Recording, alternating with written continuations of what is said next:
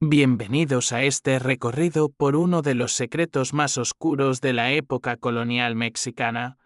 Antes de comenzar, te invito a dejar en los comentarios desde donde nos estás escuchando. Nos interesa profundamente saber hasta qué lugares llegan estos relatos que el tiempo y la historia oficial intentaron borrar.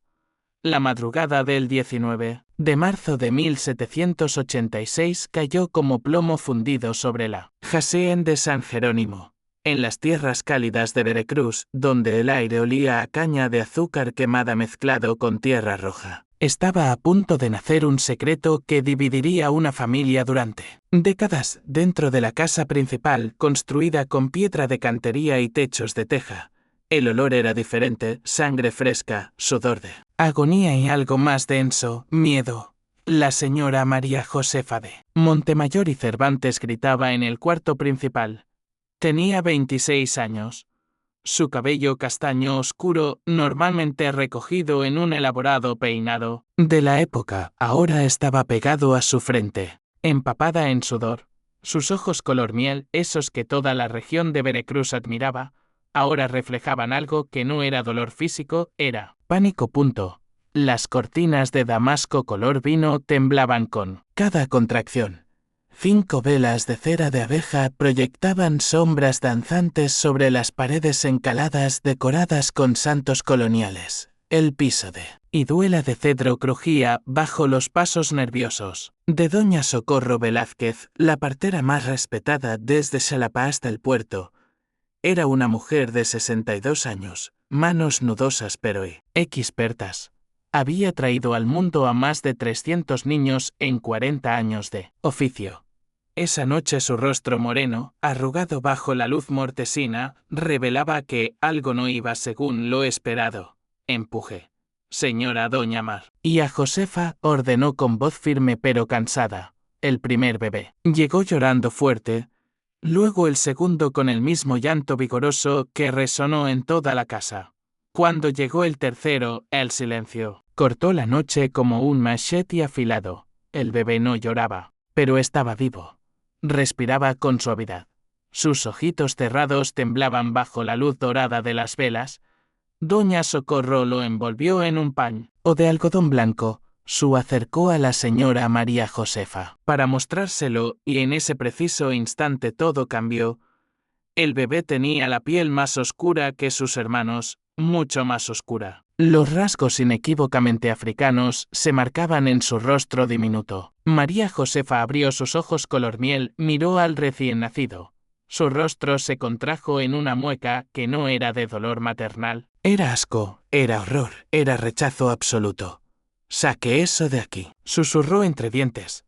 Ahora mismo. Doña Socorro se quedó paralizada. «Señora, es su hijo, está sano. Solo es un poco más. Sáquelo». La interrumpió María Josefa con voz cortante como vidrio roto. «Y no vuelva con él nunca». Petrona estaba en la cocina de la casa principal, 40 años recién cumplidos.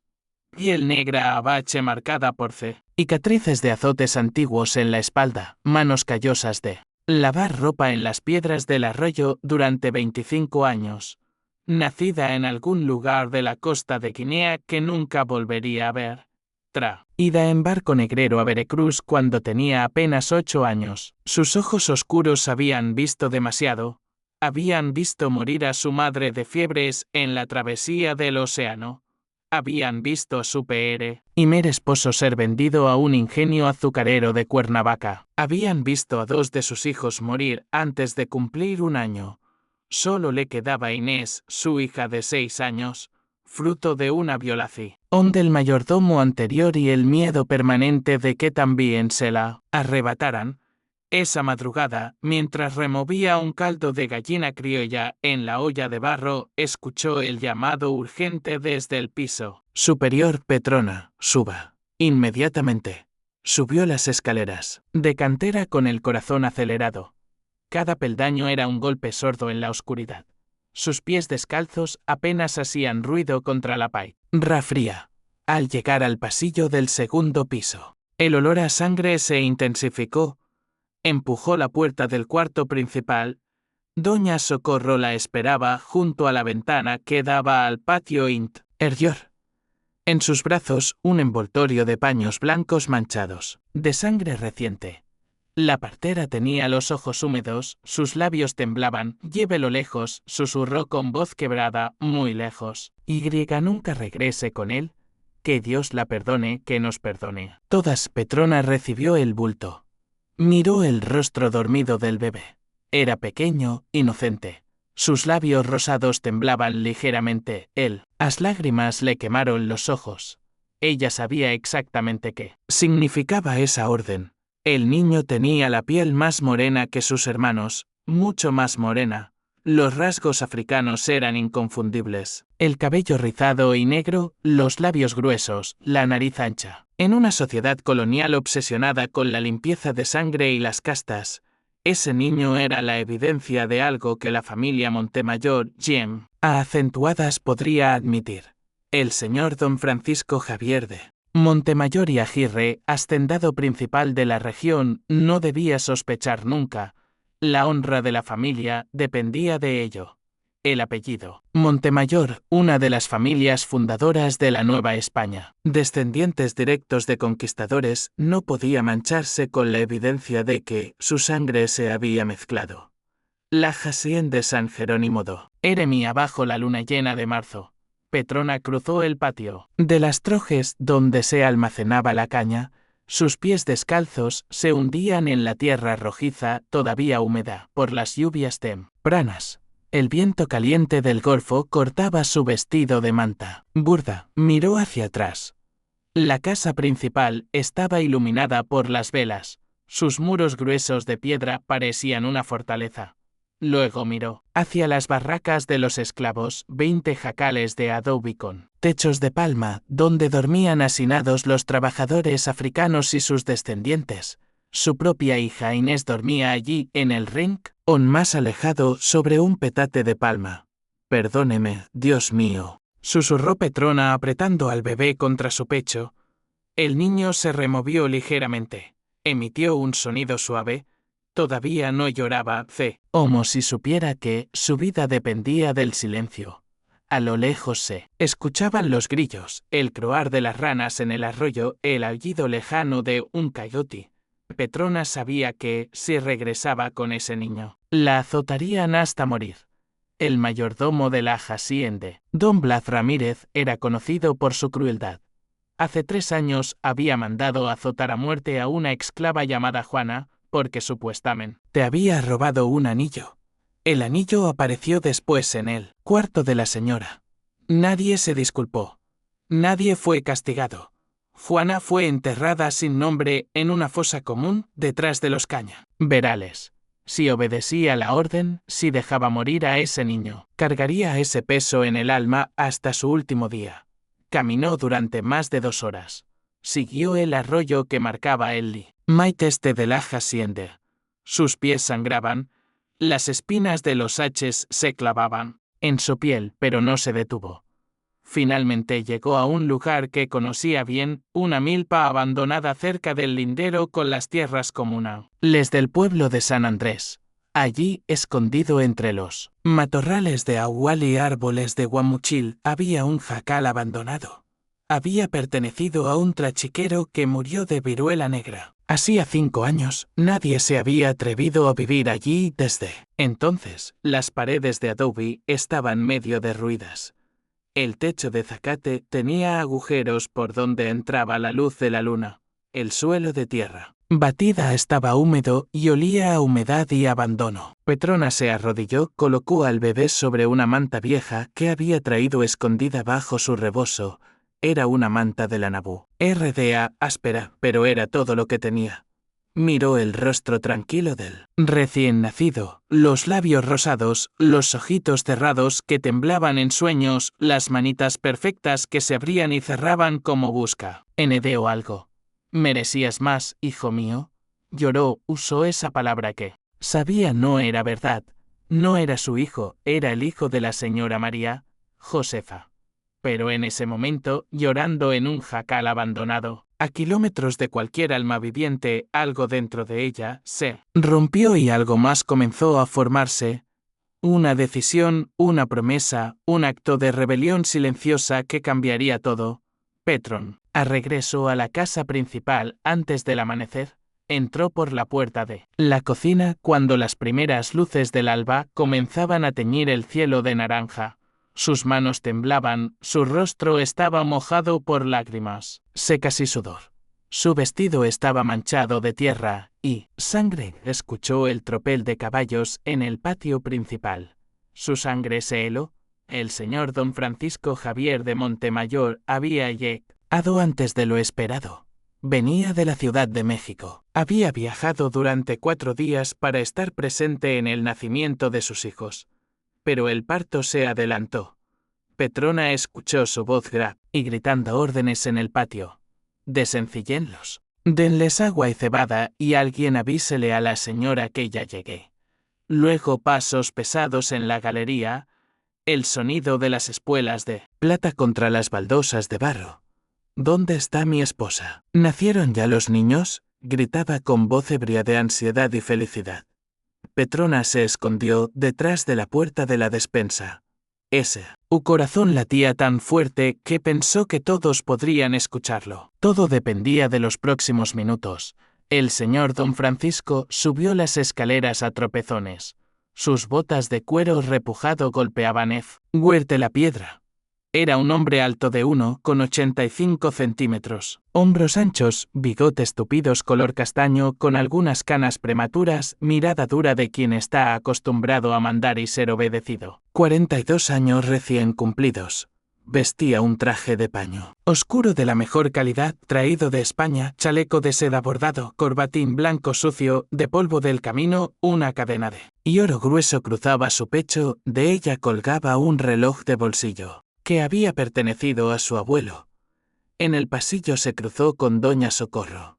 La partera bajaba con una palangana de peltre llena de paños ensangrentados. Bien, doña Socorro, ¿cuántos nacieron? Preguntó sujetándola del hombro. Su voz temblaba de emoción. La partera respondió sin pensar, sin medir sus palabras. 3, señor de don Francisco, fueron 3 niños varones, trillizos. Algo muy raro. Un milagro de Dios nuestro Señor. El rostro de don Francisco se iluminó como si hubieran encendido todas las velas de la casa al mismo tiempo. Sus ojos brillaron de orgullo. 3 herederos. 3 Montemayor, Río Fuerte. Se golpeó el pecho con el puño. 3 varones. La sangre de los conquistadores sigue fuerte, gracias sean dadas a Dios. Pero al abrir la puerta del cuarto principal, solo vio 2 bebés. María Josefa estaba acostada en la cama de dosel con cortinas de damasco, pálida como la cera de las velas. Su cabello castaño, oscuro, desordenado, se pegaba a su rostro todavía húmedo de sudor. Sostenía 2 bebés envueltos en pañales de lino fino, ambos de piel clara y rosada, ambos dormidos plácidamente. Vio entrar a su marido. Su corazón casi se detuvo. Necesitaba actuar. Rápido, muy rápido. Francisco susurró con voz débil. Sus ojos se llenaron de lágrimas ensayadas. Fueron 3, sí, pero 1, el más débil, no resistió.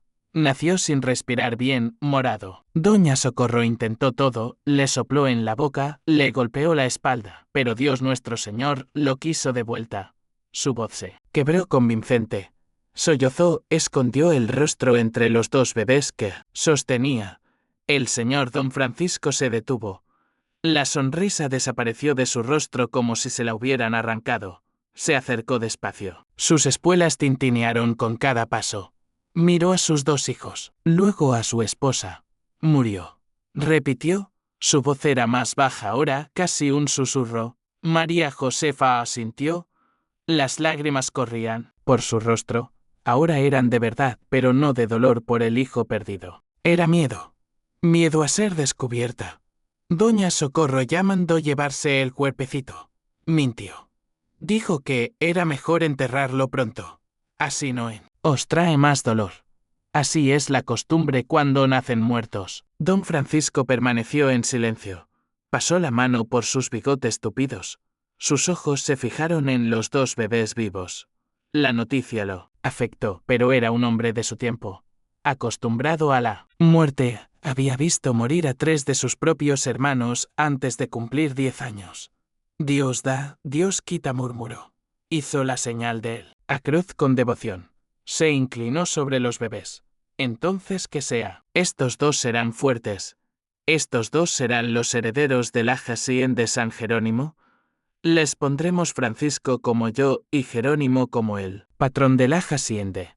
Francisco y Jerónimo de Montemayor. María Josefa respiró aliviada. La mentira funcionó. Su esposo creyó cada palabra. Petrona, escondida en el piso de abajo, escuchó todo. A través de las rendijas del techo de madera, tapó su boca con ambas manos para no hacer ruido. Las lágrimas caían silenciosas por su rostro. La señora María Josefa mintió con perfección. El señor don Francisco creyó sin cuestionar. El bebé de piel oscura, abandonado en el jacal, era oficialmente inexistente. Un fantasma, un secreto, una mancha que había sido borrada antes de que pudiera ensuciar el apellido Montemayor. Petrona sintió un escalofrío que le recorrió toda la espalda. Había obedecido.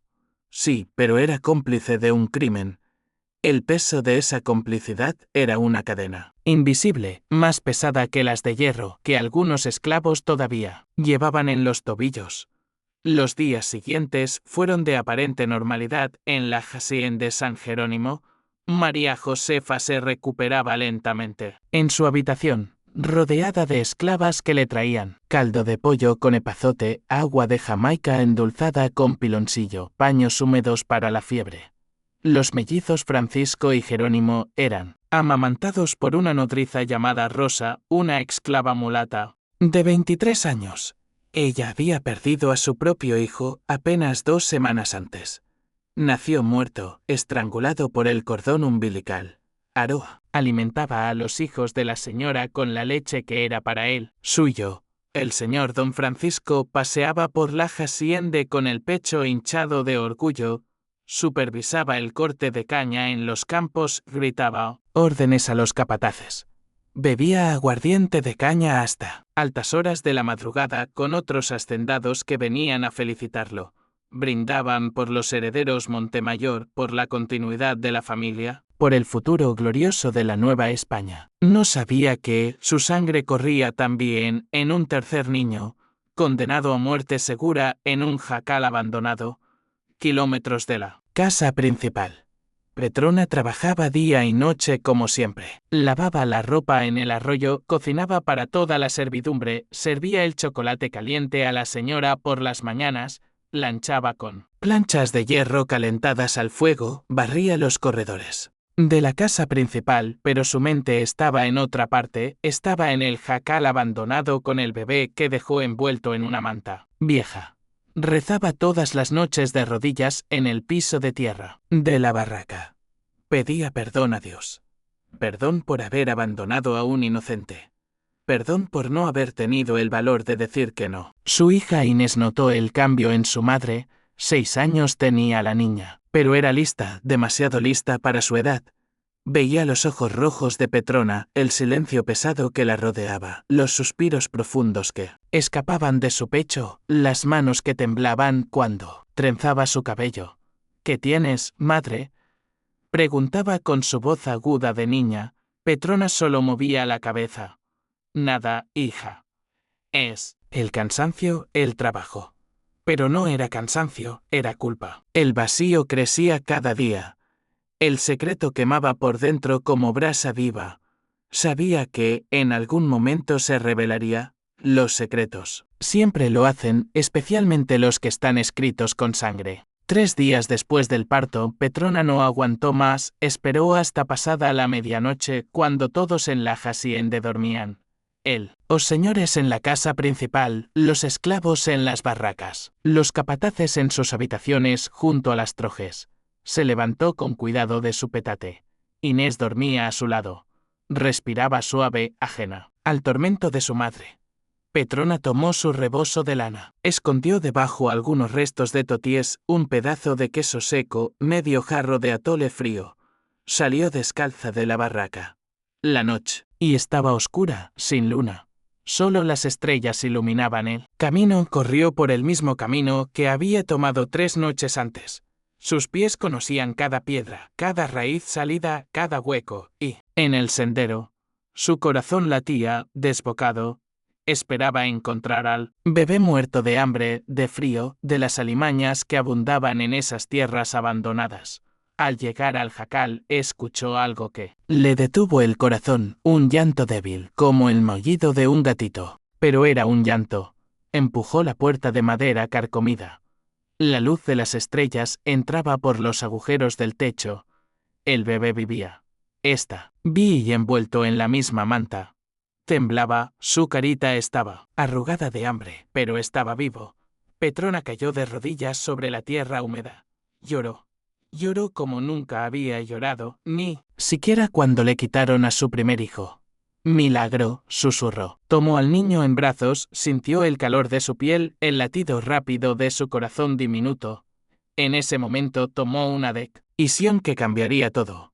No lo abandonaría. Lo visitaría todas las noches. Lo criaría en secreto, le daría lo poco que pudiera robar de la cocina, lo mantendría vivo, aunque fuera contra las órdenes de él. A señora, aunque significara su propia muerte, si era descubierta. Le dio un nombre, lo susurró al oído del bebé mientras lo mecía. Te llamarás Domingo porque naciste para descansar del yugo, en que no lo sepas todavía. Pero, ¿cuánto tiempo podría mantener vivo ese secreto? ¿Cuántas noches más podría escaparse sin ser descubierta? ¿Qué pasaría cuando el niño creciera y comenzara a hacer ruido?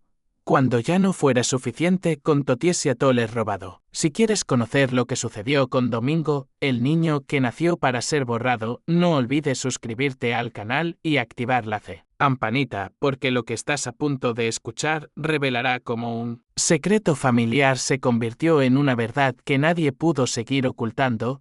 Pasaron 5 años. 5 años de doble vida, 5 años de mentiras sostenidas sobre mentiras.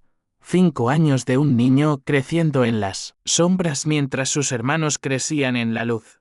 La hacienda de San Jerónimo prosperaba como nunca. Los cañaverales se extendían hasta donde alcanzaba la vista. El ingenio azucarero funcionaba día y noche durante la zafra. Las chimeneas expulsaban humo negro que se veía desde kilómetros de distancia. El señor Don Francisco se había convertido en uno de los hacendados más ricos de todo Veracruz. Los mellizos, Francisco y Jerónimo, crecían como auténticos príncipes coloniales. Vestían ropa de lino traída de Europa, chaquetas, con botones de plata, pantalones hasta la rodilla, medias blancas de seda, zapatos de charol con hebillas doradas. Aprendían latín con un maestro venido de Puebla. Estudiaban catecismo con el párroco del pueblo. Tomaban lecciones de esgrima e equitación. Cabalgaban en ponis importados de Andalucía. Tenían 5 años. Cabello liso, color castaño claro, piel blanca que nunca conocía el sol porque la señora María Josefa les prohibía salir sin sombrero. Ojos que ya cargaban esa arrogancia particular de quien nace, sabiendo que el mundo le pertenece. El señor Don Francisco los miraba con un orgullo que le inundaba el pecho. Imaginaba el imperio que heredarían, las tierras que se extenderían aún más, los títulos nobiliarios que quizás algún día conseguiría comprarles en España.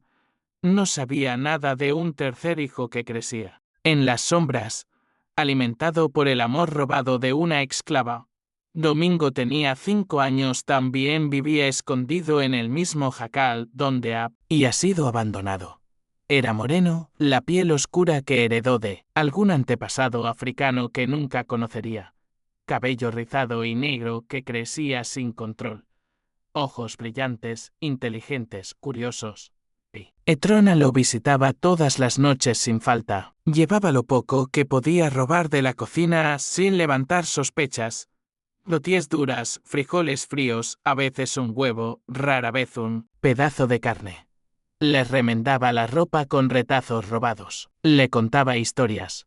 Le enseñaba las pocas oraciones que ella conocía, y griega sobre todo le enseñaba la lección más importante: no puede de ser visto, hijo mío. le decía una y otra vez, si el Señor se entera de que existes, nos mata.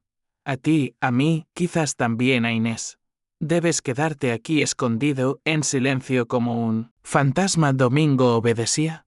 Era un niño extrañamente tranquilo, como si entendiera la gravedad de su situación. Aunque no comprendiera los detalles, su compañía eran los pájaros que anidaban en el techo, los monos aulladores que pasaban por los árboles cercanos, las iguanas que se calentaban al sol sobre las piedras y los momentos preciosos con Petrona.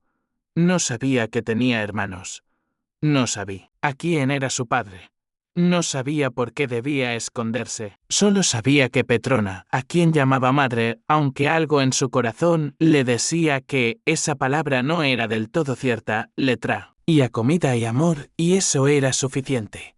Inés, la hija de Petrona, tenía 11 años ya.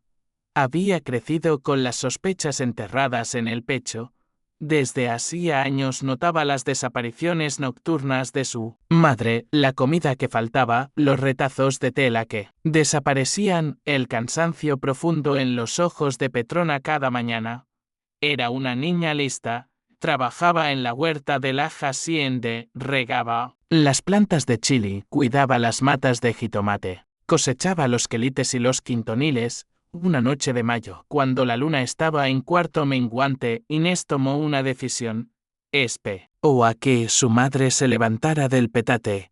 Fingió dormir. Escuchó los pasos descalzos alejándose. Entonces se levantó también y siguió a su madre en silencio absoluto. Petrona caminaba rápido, o por el sendero conocido. No miraba atrás, confiaba en que todos dormían. Inés la seguía a varios metros de distancia, unado, escondida entre las sombras.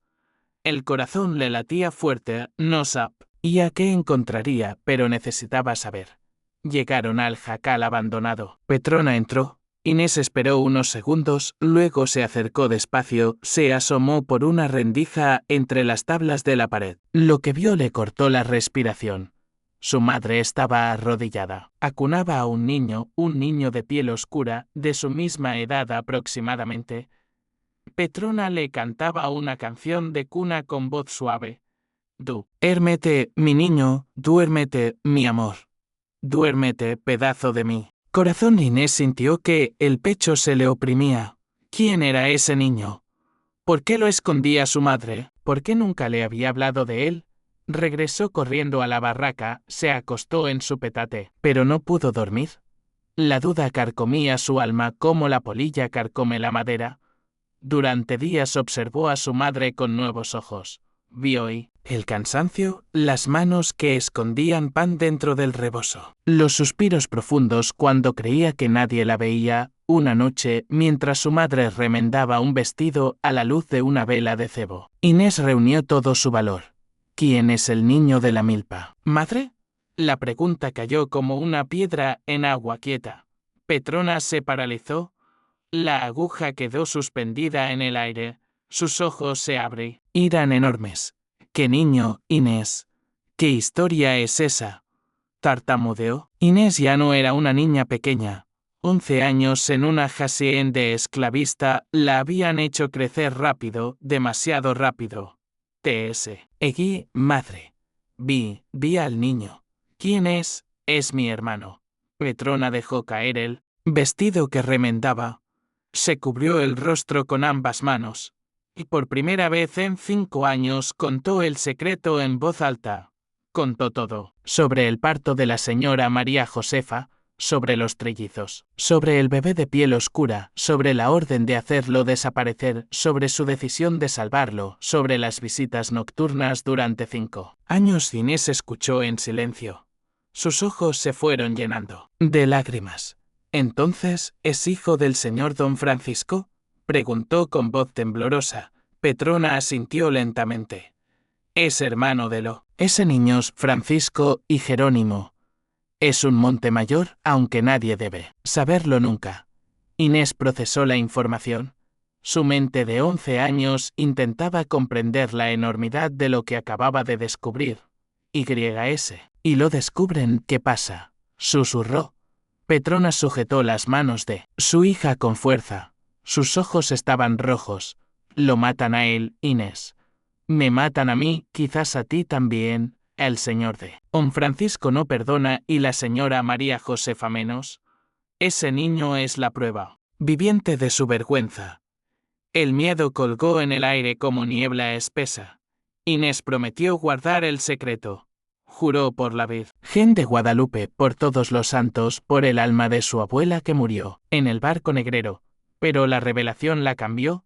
Desde ese día, cuando veía a los mellizos, Francisco y Jerónimo, paseando por la hacienda con sus ropas finas y sus eris de superioridad, los miraba con otros ojos. Eran hermanos de Domingo, el niño escondido en el jacal, hermanos de sangre, pero vivían en mundos tan opuestos que bien podrían haber estado en planetas diferentes. Esa injusticia comenzó a hervir dentro de ella, lento, constante, como agua puesta al fuego.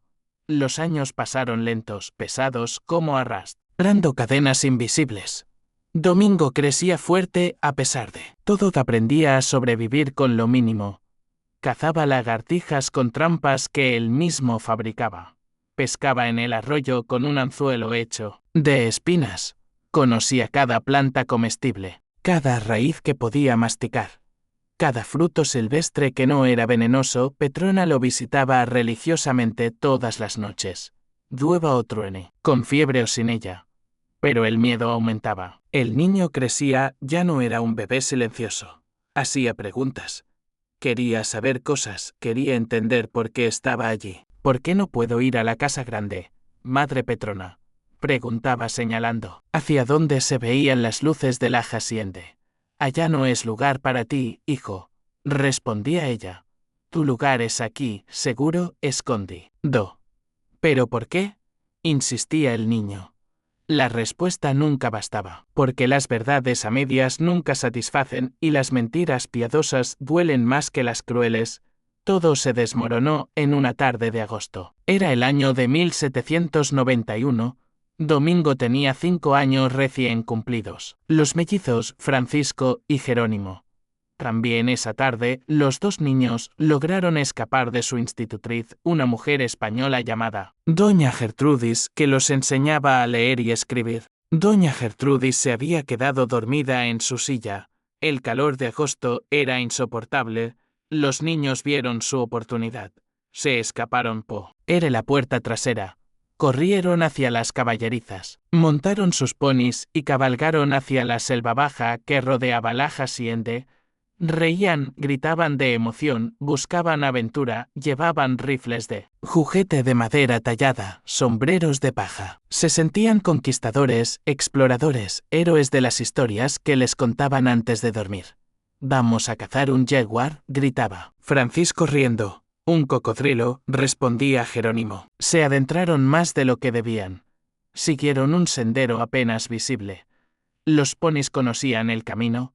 Lo habían transitado antes los abajadores de la hacienda. De pronto escucharon un silbido. Era una melodía triste como el canto de un pájaro solitario. Pararon los caballos, se miraron entre ellos. ¿Escuchaste eso?, preguntó Jerónimo. Sí, respondió Francisco. Viene de allá. Avanzaron despacio. Los cascos de los ponis hacían ruido contra las piedras.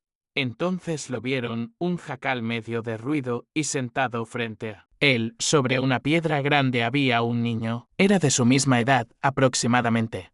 Descalzo, vestía harapos, un pantalón de manta remendado 1000 veces, una camisa que alguna vez fue blanca, el cabello rizado le caía sobre los ojos, pero lo más notable era su piel, morena, oscura.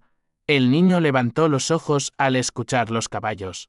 Vio a los dos niños montados, vestidos con ropas finas, piel blanca, como pequeños señores. Se paralizó. ¿Quién eres?, preguntó Jerónimo con voz autoritaria, la misma voz que usaba su padre con los esclavos. El niño no respondió. Le habían enseñado a no ser visto, a no hablar con nadie. Pero ahora era demasiado tarde. Ya lo habían visto. «Es un esclavo fugitivo», dijo Francisco riendo. «Debemos contarle a mi padre. Lo azotarán. Jerónimo no respondió de inmediato. Algo en el rostro de ese niño le resultaba extrañamente familiar. los ojos oscuros, la manera de inclinar la cabeza, el hielo en el mentón. Espera, dijo Jerónimo, ¿vives aquí solo? El niño dudó, luego asintió. Lentamente. ¿Dónde están tus padres? Insistió Jerónimo. Domingo movió la cabeza. No tengo padre, susurró la madre. Petrona viene a verme. El nombre cayó como rayo. Francisco y Jerónimo se miraron, confundidos. Petrona era la esclava que trabajaba en la cocina de la casa principal, la que le servía el chocolate caliente por las mañanas, la que lavaba su ropa. Porque cuidaría de un niño. Escondido en la selva, esa noche, los mellizos regresaron a la casa principal en silencio. No contaron a su padre lo que habían visto. No contaron a nadie, pero el misterio les quemaba por dentro, como brasa en el pecho. ¿Quién era ese niño? ¿Por qué Petrona lo escondía? ¿Por qué se parecía tanto a él? Francisco decidió investigar. Era el más impulsivo de los dos, el más curioso. ¿El qué? No podía dejar un misterio sin resolver. Durante días observó a Petrona, la seguía con disimulo. Notaba cuando escondía comida en su rebozo, cuando miraba hacia la selva con ojos preocupados. Una noche la siguió, se escondió entre los arbustos del camino, la vio entrar al jacal, se acercó más, pegó el oído a la pared de adobe y escuchó algo que le heló la sangre hasta los huesos. Hijo mío, decía Petrona con voz dulce, pronto entenderás por qué debes estar escondido, pero eres tan importante como huyera de esa casa grande. Tienes la misma sangre, el mismo derecho. Aunque el mundo diga lo contrario, Francisco volvió corriendo a la casa. El corazón le latía desbocado. Despertó a Jerónimo Sacudi. INDOLO. La escuché, susurró agitado.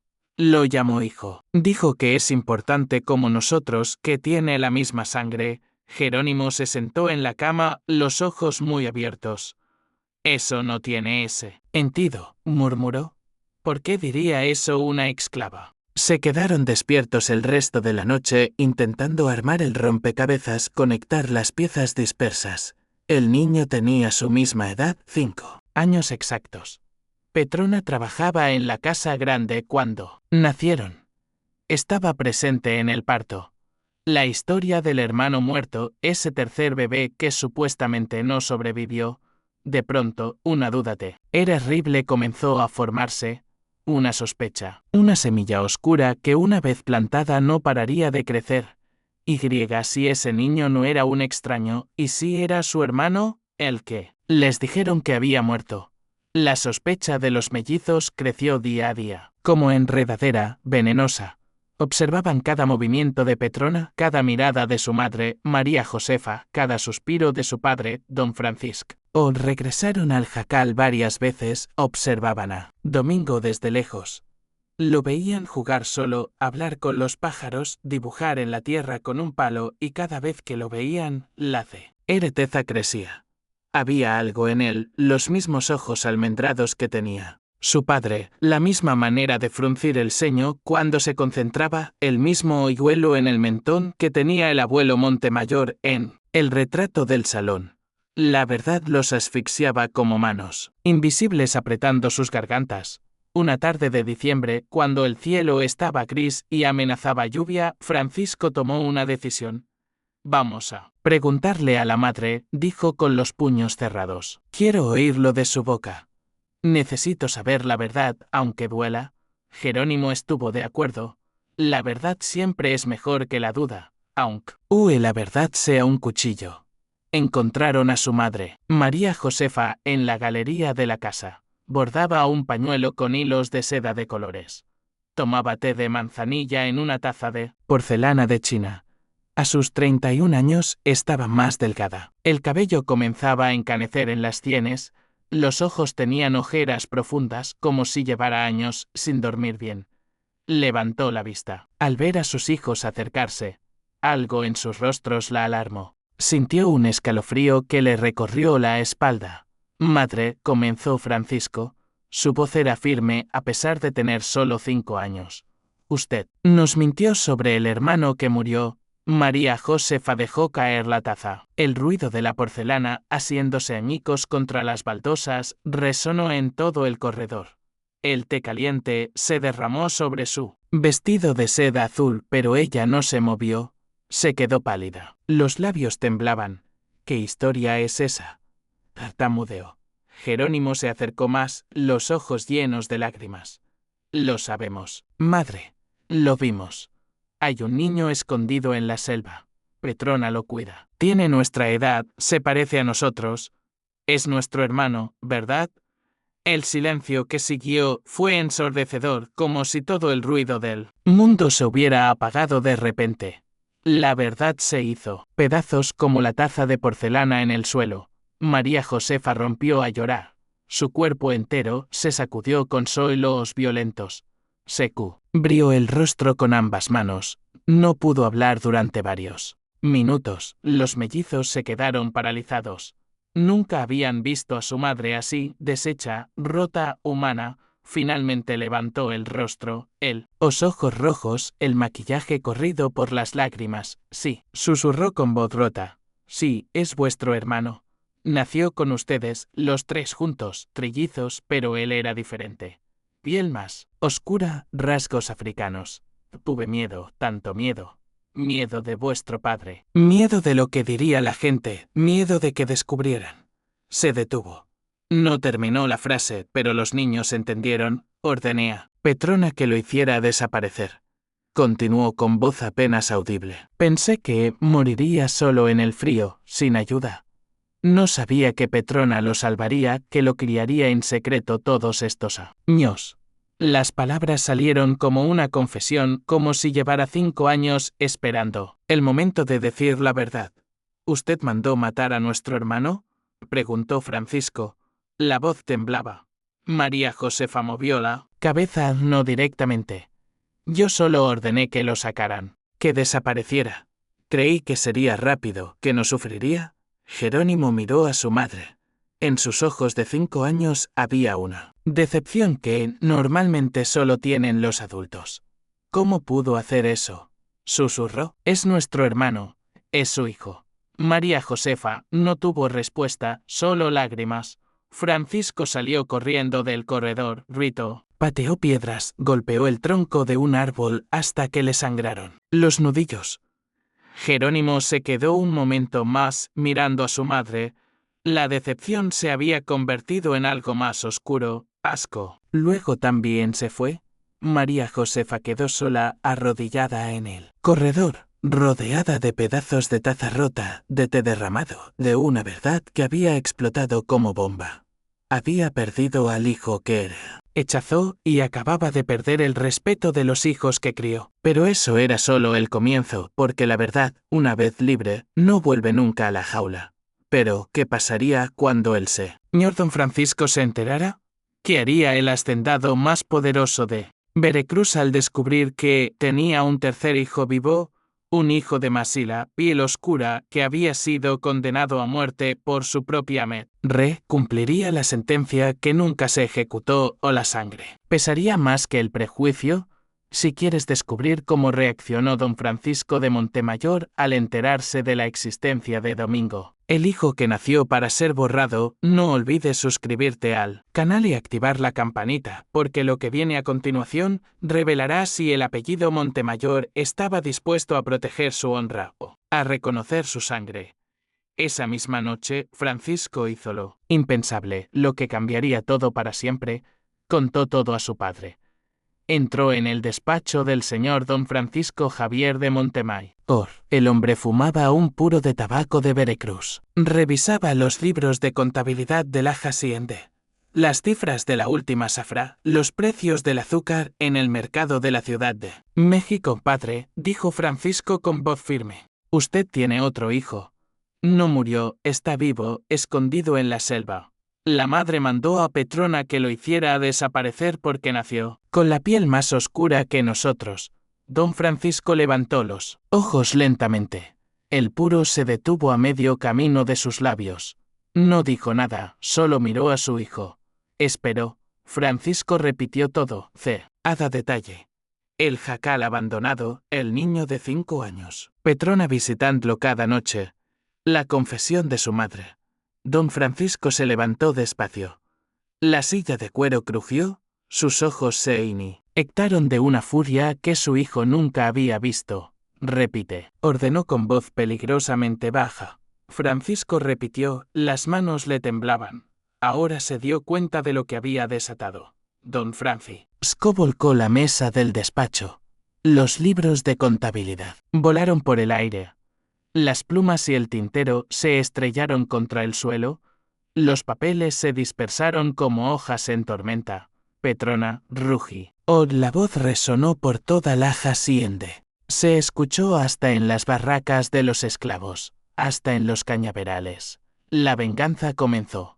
Petrona fue arrastrada desde la cocina. 2 capataces la sujetaron por los brazos. Las cadenas que no había usado en años tintineaban ahora en sus muñecas. Sabía que su fin había llegado. Después de 5 años protegiendo un secreto, finalmente se había revelado. La llevaron frente al señor Don Francisco. Él estaba en el patio central. Todos los esclavos de la hacienda habían sido reunidos. Era su forma de dar ejemplo, de recordarles quién mandaba. Tenía un látigo de cuero en la mano, uno de esos látigos con puntas de metal que arrancaban la piel con cada golpe. El rostro deformado por la furia, escondiste a mi hijo, rugió. Petrona fue empujada al suelo, cayó de rodillas sobre las piedras del patio, pero levantó el rostro. No bajó los ojos como le habían enseñado toda su vida. Ese miró directo con una dignidad que solo tienen quienes ya no tienen nada que perder, escondí. Sí, sí, señor, respondió con voz firme. La señora me mandó matarlo. Me ordenó que lo dejara morir en la selva porque había nacido con la piel oscura. No tuve valor para eso, preferí criarlo en el monte con hambre, con frío, pero vivo. Preferí eso a dejarlo morir solo. La sinceridad desarmó a don Fr. Francisco levantó el látigo, lo sostuvo en alto, dudó. Toda la hacienda contenía el aliento. ¿Dónde está? Preguntó finalmente bajando el látigo. Petrona respiró hondo. Sabí a que esta respuesta sellaría muchos destinos. En el jacal viejo, cerca del arroyo de los Guamchiles, solo esperando mi regreso como todas las noches. Don Francisco soltó el látigo, cayó al suelo en ruido sordo. Gritó a los capataces, traigan al niño aquí. Ahora mismo, trajeron a Domingo al patio, mientras el sol comenzaba a ponerse. Era casi el atardecer.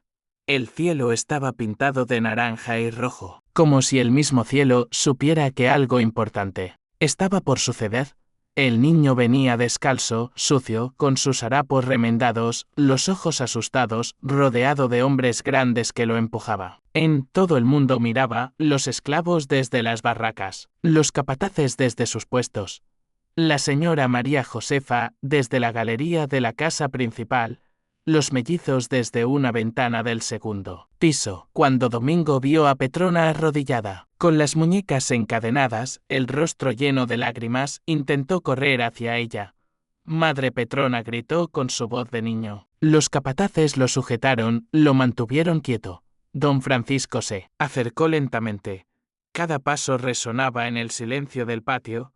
Se arrodilló frente al niño, lo miró a los ojos, observó cada detalle de su rostro, buscó, comparó, y allí estaban sus propios rasgos, reflejados en ese rostro moreno, los ojos almendrados que heredó de su padre, el formato de la mandíbula que tenían todos los Montemor, el hoyuelo en el mentón, la forma de las orejas, su hijo, su sangre, su propia carne y hueso, la prueba viviente del secreto de su esposa.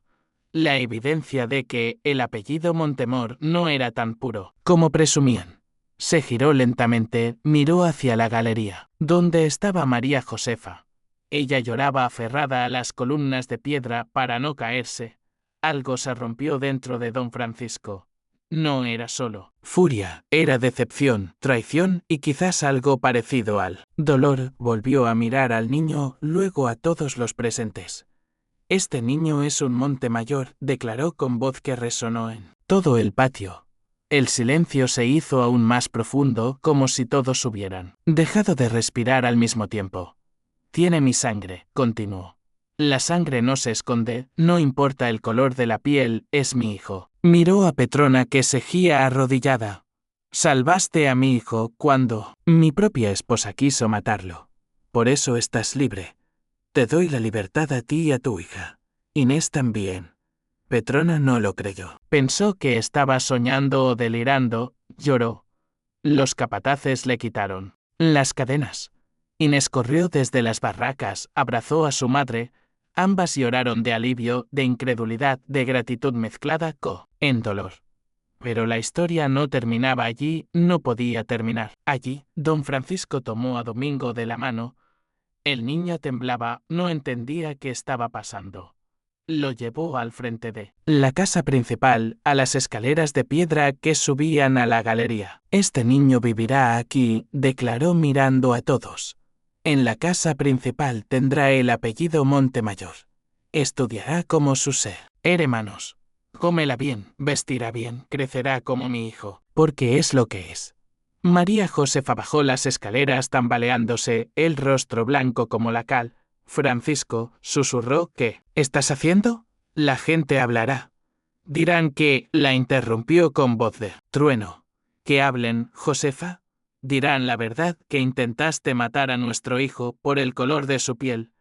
Dejaré que todos lo sepan, que todos juzguen quién es el monstruo verdadero. Se giró hacia Domingo. El niño lo miraba con ojos enormes, llenos de miedo y confusión. Don Francisco se arrodilló a su altura. Ader es mi hijo, le dijo con voz más suave. ¿Entiendes? No eres menos que nadie. Quien diga lo contrario tendrá que hablar conmigo.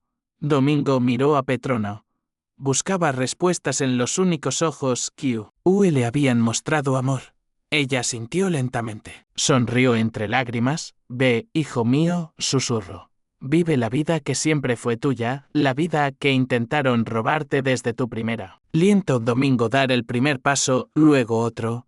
Subió las escaleras de piedra de la casa principal, descalzo con sus harapos, pero con la mano de su padre sujetando la suya. Los años siguientes fueron de transformación, de adaptación, de aprendizaje doloroso de lo que significaba vivir entre dos mundos.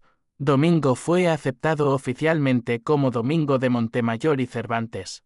Se le dio una habitación en la casa principal, ropa nueva, zapatos de cuero. Estudió junto a sus hermanos Francisco y Jerónimo.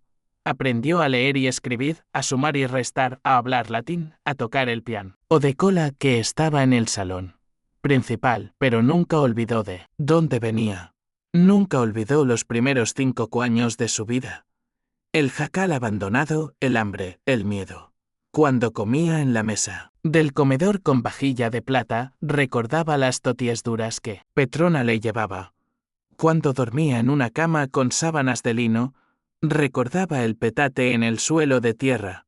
Petrona y Inés vivían como mujeres libres en una casa pequeña que don Francisco les dio, en el pueblo cercano de San Andrés. Tenían su propio pedazo de tierra, cultivaban maíz y frijol, criaban gallinas. Domingo las visitaba todas las semanas a escondidas, al principio, luego abiertamente. Cuando su padre se lo permitió, llevaba comida, dinero que su padre le daba, pero sobre todo llevaba cariño, gratitud.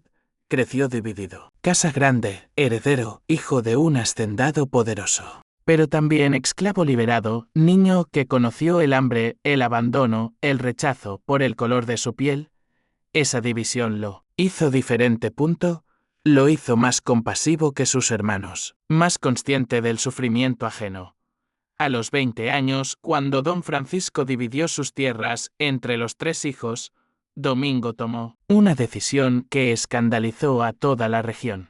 Vendió su parte de la herencia, todas las hectáreas de caña que le correspondían, todo el dinero que había acumulado, y usó ese dinero para comprarla a él, libertad de todos los esclavos de la Jasien de San Jerónimo. 53 personas, hombres, mujeres, niños, uno por uno, les entregó sus cartas de libertad. Uno por uno les dijo que eran libres. Su paz ya viejo y enfermo, observó desde su habitación. No lo detuvo, quizás porque en el fondo sentía culpa por todo lo que su mundo había hecho, por lo que él mismo había permitido. Antes de morir, don Francisco Javier Montemayor sujetó la mano de su hijo Domingo. Sus hermanos, Francisco y Jerónimo, estaban del otro lado de la cama, pero fue a Domingo a quien miró. «Eres mejor que yo», susurró con voz quebrada, «mejor que todos nosotros. Hiciste lo que yo nunca tuve el valor de hacer». Cerró los ojos, exhaló por última vez. Petrona murió a los 65 años.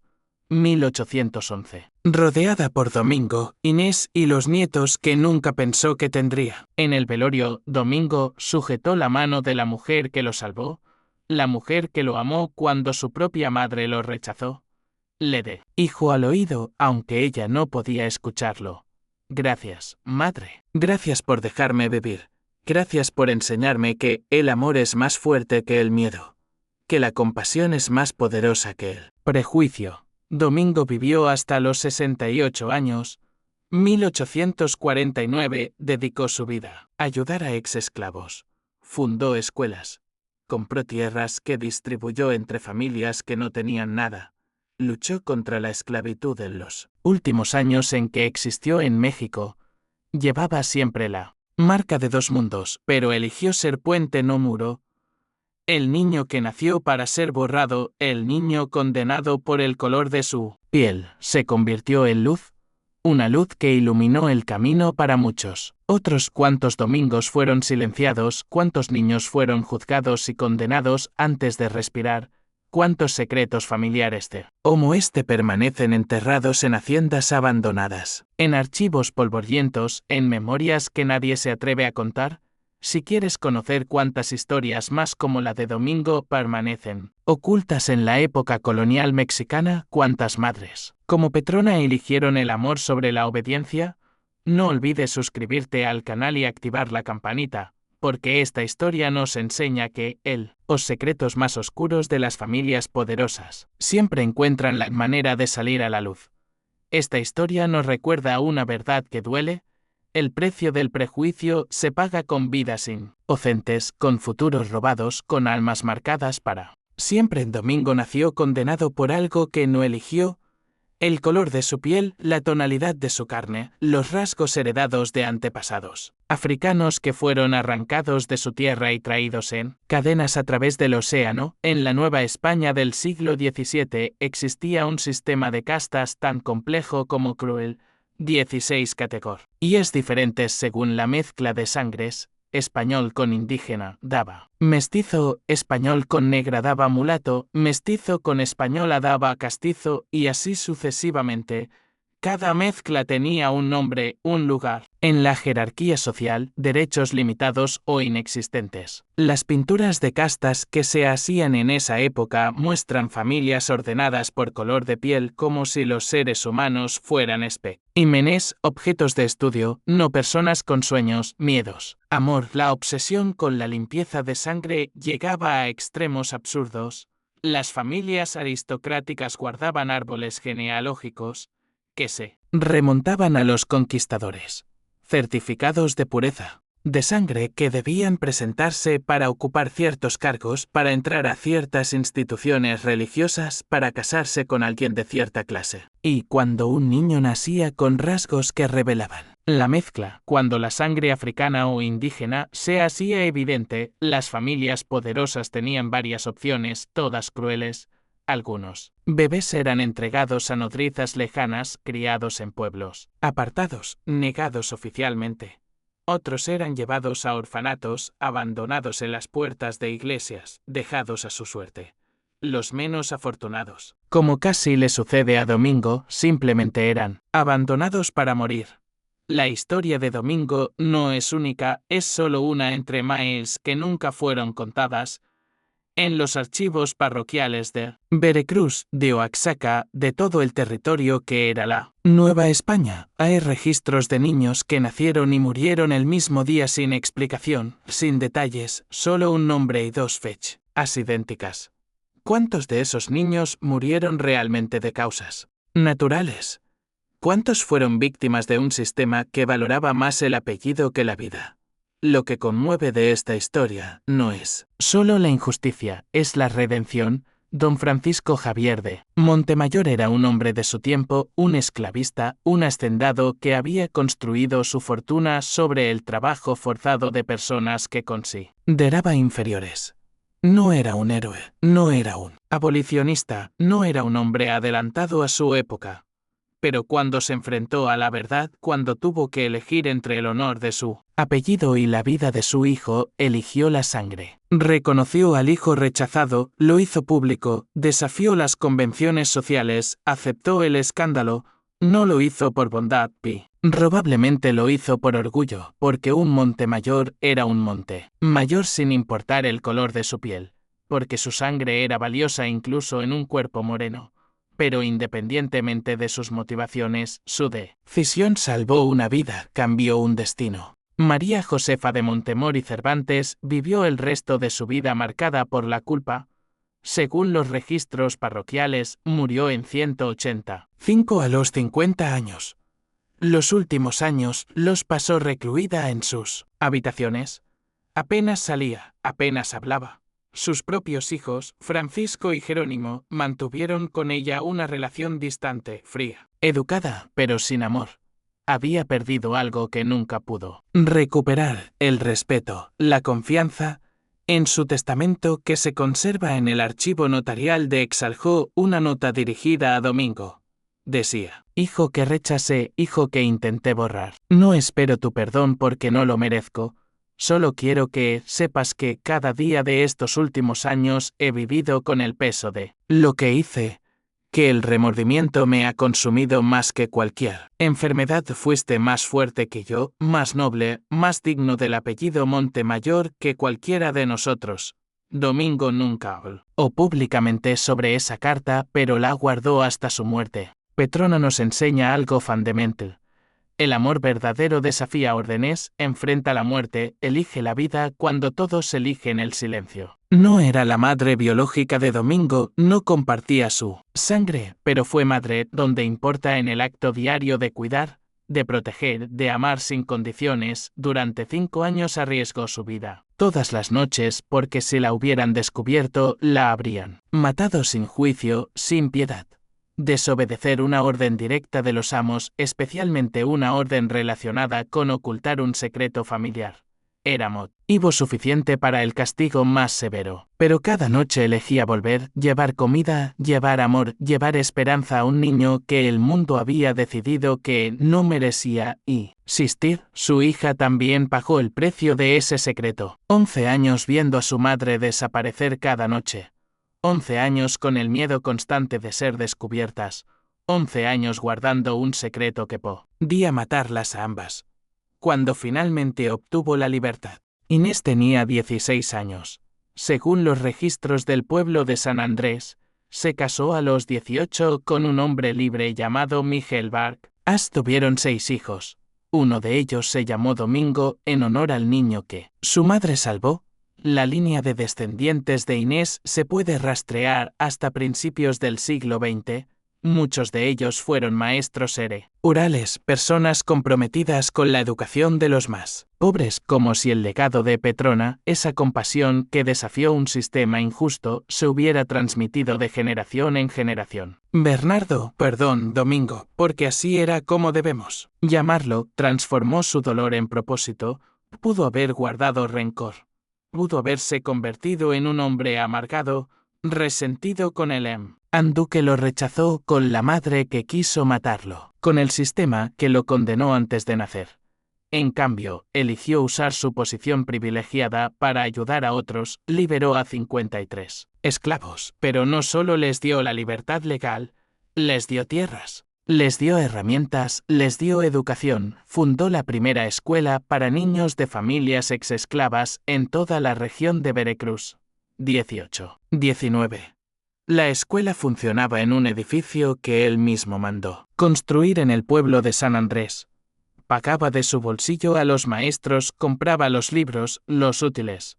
En 1823, cuando se promulgó o la abolición definitiva de la esclavitud en México. Domingo fue uno de los principales promotores en Veracruz. Viajó a la Ciudad de México, presionó a los legisladores, dio testimonio ante el Congreso sobre los horrores del sistema esclavista. Su discurso ante el Congreso, que se conserva en los archivos históricos, comenzaba así: señores legisladores, yo nací para ser borrado, para no existir. Mi madre me condenó por el color de mi piel. Una mujer esclava me salvó arriesgando su propia vida.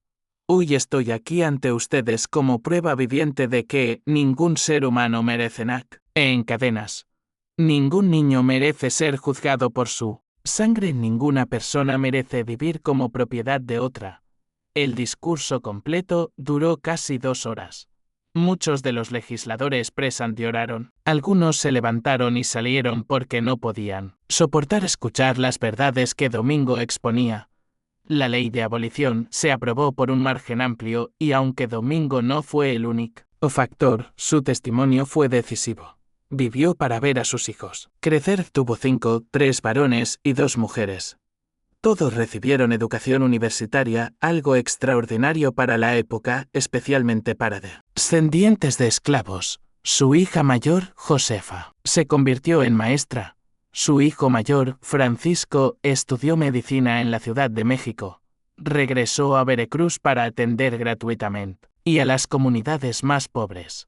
Cuando Domingo murió en 1849, más de 2.000 personas asistieron a su funeral: exesclavos, sus hijos, sus nietos, maestros de las escuelas que fundó, campesinos y recibieron tierras de él. En su tumba, en el cementerio de San Andrés, pusieron una placa que todavía se puede ver hoy. Dice: aquí descansa Domingo de Montemayor y Cervantes. Nació para ser borrado, pero eligió ser luz. Liberó a 53 almas, educó a cientos, amó a miles. Su vida fue la prueba de que la compasión es más fuerte que el odio. Reflexionemos hoy sobre el presente. ¿Cuánto? ¿Ese niños siguen siendo juzgados antes de respirar? No por el color de su piel necesariamente, sino por el lugar donde nacen, por la pobreza de sus familias, por su origen, por su apellido. ¿Cuántos sueños son enterrados por prejuicios disfrazados de tradición? ¿Cuántas veces escuchamos frases como: esa familia es de tal clase, ese apellido no tiene linaje, esa gente es así? Los sistemas de castas oficiales desaparecieron hace 2 siglos, pero las castas invisibles, las que existen en las mentes y en las prácticas sociales, siguen vivas. En México y en toda Latinoamérica el colorismo sigue siendo un problema real. Personas de piel más oscura enfrentan más discriminación, tienen menos oportunidades, son juzgadas más duramente. Los apellidos todavía abren o cierran puertas. Las conexiones familiares siguen determinando quién tiene acceso a la educación, al empleo, a la justicia. La historia de Domingo sucedió hace más de 200 años, pero sus ecos resuenan hoy. El legado de Domingo es una invitación a elegir ser puente en lugar de muro, a elegir la compasión sobre el prejuicio, a elegir el amor sobre el miedo. Como Petrona podemos elegir o tejer vida aunque nos ordenen destruirla. Como Don Francisco, podemos elegir reconocer la humanidad de todos aunque nos cueste nuestro prestigio. Como Domingo, podemos transformar nuestro dolor en propósito, nuestra herida en medicina para otros. Lo que nos define no es el color de la piel, no es el apellido que llevamos, no es la familia en la que nacimos. Lo que nos define es el color del corazón, las decisiones que tomamos, el amor que elegimos dar. Domingo nació 3 veces. La primera vez fue en aquel cuarto de la Hacienda de San Jerónimo, rechazado por su propia madre. La segunda vez fue cuando Petrona decidió salvarlo, criarlo, amarlo. La tercera vez fue cuando Don Francisco lo reconoció públicamente, cuando el mundo finalmente aceptó que tenía derecho a existir. Pero su verdadero nacimiento, el más importante, fue cuando él mismo decidió quién quería ser. Cuando eligió no ser víctima, sino liberador, no ser vengativo, sino compasivo, no ser puente, sino muro. Esa es la lección que trasciende los siglos. No importa cómo empecemos, no importa qué tan injusto sea nuestro inicio, importa qué hacemos con lo que nos toca. Vivid, gracias por acompañarnos en este recorrido por uno de los secretos más dolorosos de la historia colonial mexicana. Si esta historia te ha impactado, compártela, porque recordar es la primera forma de prevenir, porque conocer el pasado es la única manera de no repetirlo. No olvides suscribirte al canal, activar las notificaciones y dejarnos en los comentarios tu reflexión sobre este caso. ¿Conocías la historia de la esclavitud africana en México? ¿Sabías que en Veracruz existían haciendas con cientos de esclavos traídos de África? ¿Qué otra historia oscura de nuestro país colonial deberíamos investigar? Nos leemos en el próximo relato. Hasta pronto.